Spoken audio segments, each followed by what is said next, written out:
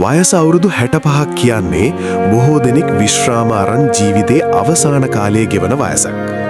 නමුත් Tamanගේ අන්තිම රුපියලත් නැති වෙලා ඉද්දී වයස 65දී ලෝකයක් දිනපු කෙනෙක් ගැන ඔබ දන්නවද?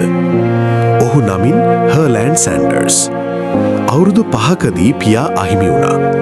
පසුව ඔහු කල හැම රස්සාවක්ම අසාර්ථක වුණා. Taman පටන්ගත් කුඩා හෝටලය පවා අලුතින් හැදුණු පාරක් නිසා වසා දමන්න සිදු වුණා. අන්තිමේදී ඔහු අතේ ඉතිරි වුණේ ඩොලර් 105ක චෙක් පතක් විතරයි.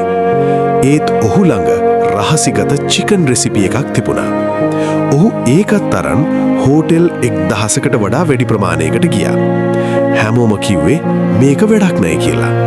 ඔහු 1009 වතාවක් ප්‍රතික්ෂේප වුණා. නමුත් 1010 වෙනි වතාවේදී ඔහුට අවස්ථාවක් ලැබුණා. අද ලෝකයේ පුරා රටවල් 150ක KFC ශාඛා තියෙනවා. සාර්ථකත්වයට වයසක් නැති බවත් උත්සාහය තිබේ නම් ඕනෑම වෙලාවක නැගිටින්න පුළුවන් බවත් ඔහු ලෝකයටම ඔප්පු කළා.